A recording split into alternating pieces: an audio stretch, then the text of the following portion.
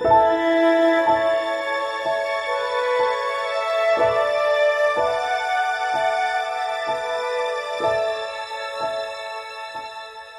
amigos da Catequese, tudo bem com vocês?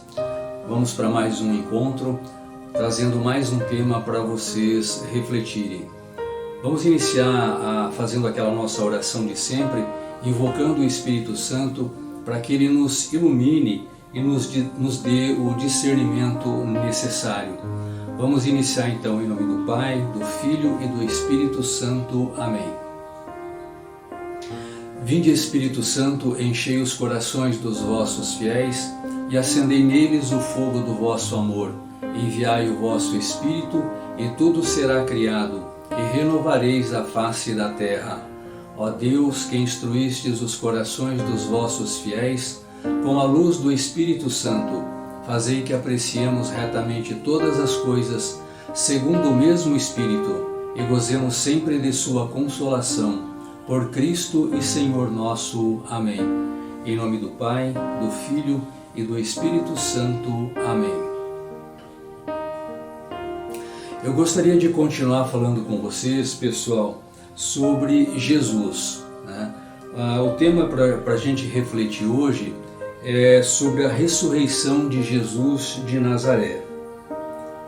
Nós falamos já desde o início, algumas vezes sobre Jesus. Daqueles três primeiros encontros, que nós tivemos, dois deles nós falamos sobre Jesus. Um deles nós falamos sobre o encontro pessoal com Jesus. Falamos daquela experiência do encontro de Jesus com a samaritana, lá no poço de Jacó, sobre a experiência de ser amado, a experiência do perdão e da nossa pequenez diante de Deus, da experiência do amadurecimento da nossa fé. Falamos também sobre onde encontramos Jesus. Nós vimos que nós podemos encontrar Jesus na Sagrada Escritura, na liturgia, na missa, na Eucaristia, na própria comunidade, na oração pessoal, na oração comunitária. E principalmente nós podemos encontrar Jesus Cristo no nosso próximo, nos pobres, nos pecadores, no idoso, no doente, no marginalizado, no indigente, ou seja, naquelas pessoas que são mais excluídas da sociedade. Foi para isso que Jesus veio, foi sobre isso que Ele pregou. Nós também falamos sobre quem é Jesus. Nós refletimos sobre quem é Jesus. Nós vimos as duas figuras de Jesus. Jesus humano e Jesus Deus. Jesus verdadeiramente homem e Jesus verdadeiramente Deus. Aquele Jesus que disse, eu sou o caminho, a verdade e a vida. Acreditai-me, eu estou no Pai e o Pai está em mim. Quem me viu, viu o Pai. Eu estou no Pai e o Pai está em mim, porque eu e o Pai somos um. E eu vim para salvar o mundo e não para condená-lo. Nós vimos ainda recentemente aqui através de vídeo, sobre o Jesus de Nazaré e a sua liberdade perante a religião e a lei da sua época. Aquele Jesus que veio confrontar com os judeus, sobre a forma como eles praticavam a lei. Um Jesus que veio anunciar o reino de Deus para todos aqueles que creem nele. Não só um reino para os judeus, para o povo escolhido. Um Jesus que anunciava ser o Messias, o Salvador, o Filho amado de Deus. Jesus que veio para dar uma nova interpretação da lei. Então nós vimos tudo isso já sobre Jesus. E para a gente encerrar essa reflexão sobre Jesus Cristo, nós vamos falar hoje sobre a ressurreição. E podemos fazer as mesmas perguntas que nós fizemos no encontro passado. O que significou a ressurreição de Jesus Cristo para os judeus naquela época e principalmente para os seus discípulos, para os seus apóstolos, né, que esperavam um Jesus libertador do poder político, do poder da opressão, né? Como crer hoje num Cristo ressuscitado num mundo onde a gente só acredita naquilo que a gente pode ver, naquilo que pode ser provado. Nós vimos naquele encontro sobre a nossa profissão de fé, o creio, que nós acreditamos em tantas coisas, mas em tantas coisas palpáveis, coisas materiais, coisas que se podem ser provadas pela ciência, pela engenharia, pela medicina e assim por diante. O que nós esperamos desse acontecimento, motivados pela nossa fé, né, para além desta vida? Será que nós acreditamos também na nossa ressurreição? Nós acreditamos que aquilo que Jesus pregou, que é o reino de Deus, ou seja, que é um reino depois desta vida, nós acreditamos nisso? Antes da gente continuar, vamos ver como é que está narrada na Bíblia a ressurreição de Jesus. Vamos ver o que Lucas diz lá no capítulo 24.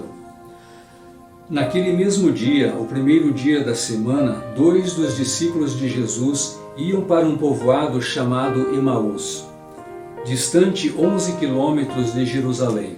Conversavam sobre todas as coisas que tinham acontecido.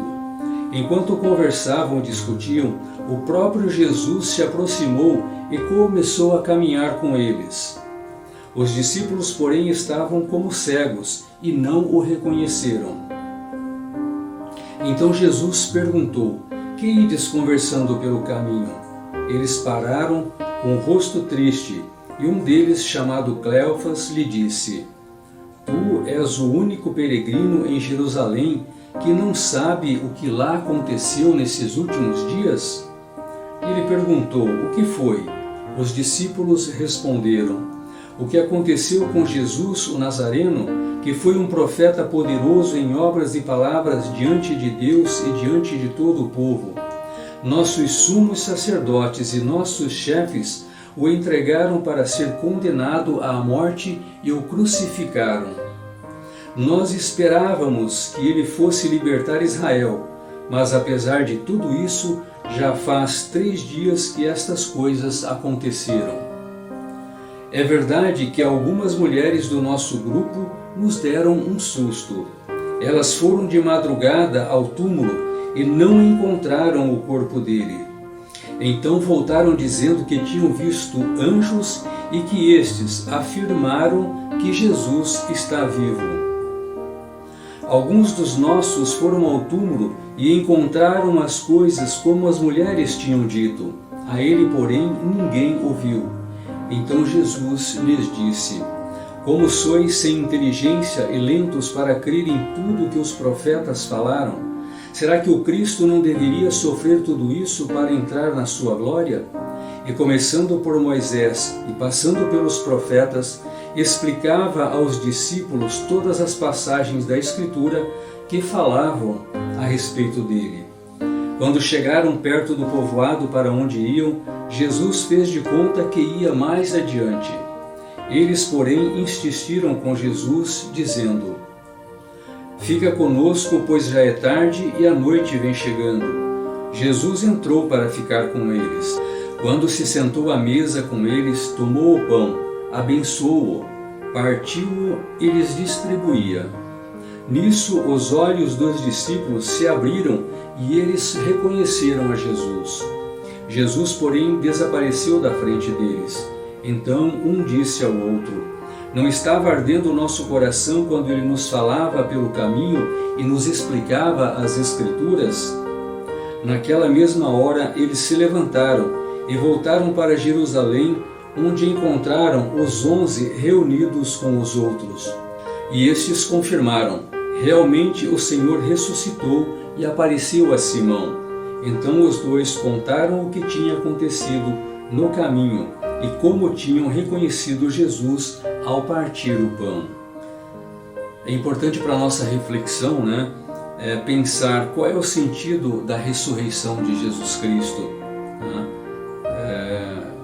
Nós vimos no encontro passado, e nós terminamos a nossa reflexão justamente com Jesus, a princípio, na visão dos discípulos daquela época, como um fracasso, um Jesus derrotado pela opressão e da traição do seu próprio povo, da traição dos próprios judeus que não o aceitaram como Cristo e como Messias.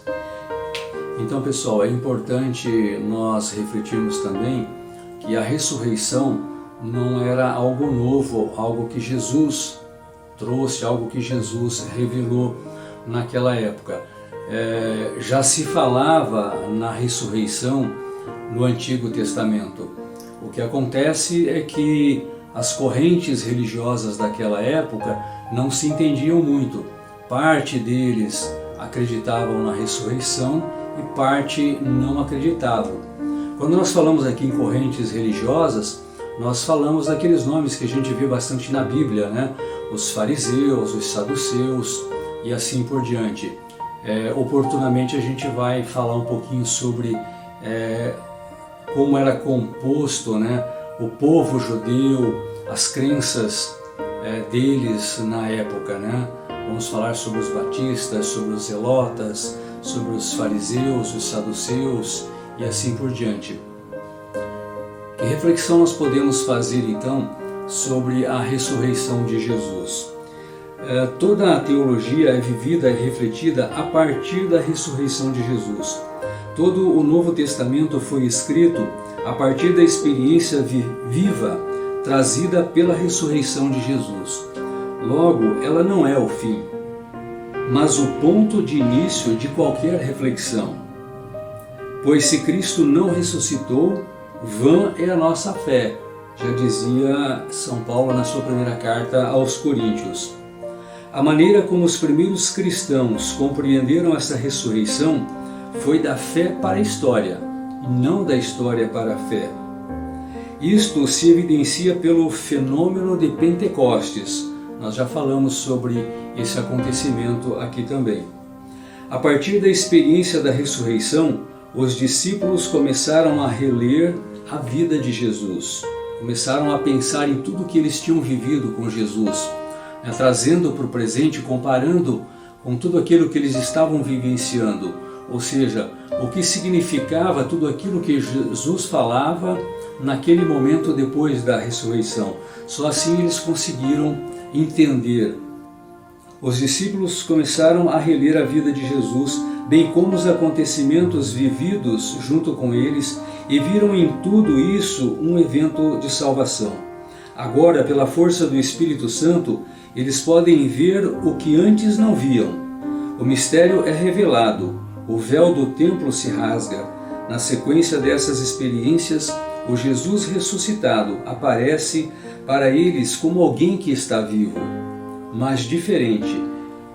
E nós devemos observar que não é as pessoas que encontram Jesus, mas é o Jesus que vem ao encontro dessas pessoas.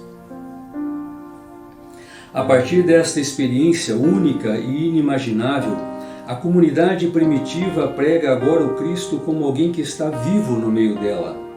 Cristo ressuscitado realiza em si toda a esperança messiânica do povo judeu. Ele, que na concepção de muitos contemporâneos daquela época era apenas um homem, torna-se agora o homem, o Deus. Aquele que era o Messias, considerado o Messias político da entrada triunfal em Jerusalém, morreu como um falso Messias, passa agora a ser o Messias por excelência, chamado por Tomé no cenáculo como meu Senhor e meu Deus. O ressuscitado traz uma força tamanha que os discípulos, de covardes e desesperados, passam a ser corajosos e cheios de esperança. O temor dá lugar à fé. A fé vive na esperança e esta se propaga no amor daquele que vive. Com a ressurreição de Jesus Cristo, dá-se o início de um novo paradigma religioso. Um evento que é capaz de mudar totalmente a história. Consome-se nele o fim, por um Cristo ressuscitado, que é tido como o único. É aquele que nos antecipa o futuro e consolida em nós o Espírito prometido. Força capaz de relembrar os seus ensinamentos e sua vida, e também de dar continuidade na construção do reino de Deus. Na experiência do ressuscitado, não somos nós que vamos a Ele, mas é Cristo e seu futuro que vem a nós. Somos portadores de uma fé que há de vir. A experiência da ressurreição é possível de ser encontrada nos textos do Novo Testamento. Em Paulo e nos hinos das primeiras comunidades, nos textos mais antigos, é uma experiência totalmente transcendental. Para Paulo, o centro de sua pregação está na paixão, morte e ressurreição. Para Paulo, o centro de sua pregação está na paixão, morte e ressurreição de Jesus. Para ele, toda a criação geme de dores à espera do dia da ressurreição final. A ressurreição de Jesus, muito mais do que histórica, abre o horizonte humano para a nova criação, a vida eterna.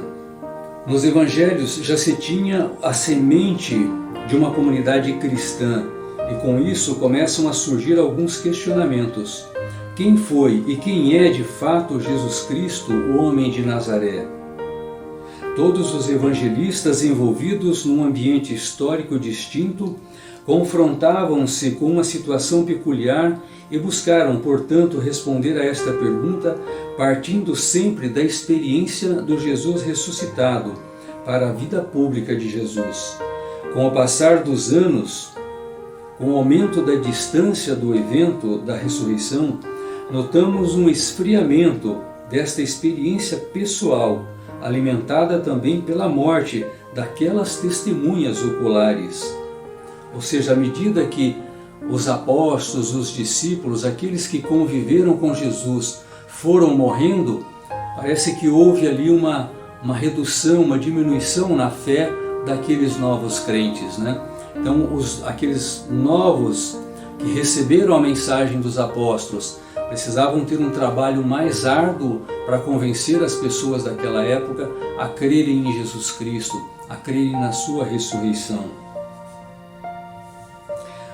Os fatos precisavam de melhores explicações, porque os novos crentes passam a ouvir sobre Jesus sem nunca terem estado com Ele.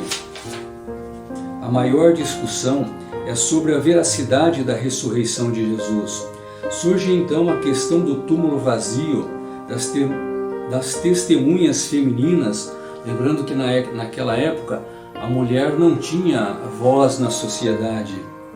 Do testemunho dos apóstolos, que foram referências da comunidade, da busca por respostas nas profecias judaicas do Antigo Testamento. Jesus surge como o novo Moisés, o novo homem. De profeta, pregador e Messias judeu, passa a ser mais enfocado o Filho de Deus na sua divindade e glória. A ressurreição se torna um marco incomparável dentro da existência cristã, capaz de romper de uma vez por todas com todos os limites da vida humana. Tudo é novo. Este novo que esperamos com a ressurreição de Cristo torna-se, pois, já manifesto e, portanto, sensível na história por aquilo que Cristo já nos deixou e nos convidou a segui-lo, que é a proposta do reino de Deus. Esta proposta justifica o caminho de Jesus até a cruz. Então, pessoal, antes de encerrar, eu gostaria de deixar aqui algumas coisas para vocês pensarem, refletirem. Primeiro, como fugir da tentação de olhar para o Cristo ressuscitado e ao mesmo tempo esquecer do caminho percorrido em prol do reino que acabou culminando na sua morte, na sua crucificação. Onde encontramos o Jesus ressuscitado? Será que nós encontramos Ele no próximo, nos abandonados, como nós já falamos? E mais importante, será que realmente nós encontramos Ele na Eucaristia, no sacrário, na missa, na celebração da Eucaristia? Então é essa reflexão que eu deixo para vocês, tá? Me coloco à disposição de vocês para qualquer esclarecimento e até o próximo, se Deus quiser. Um abraço a todos.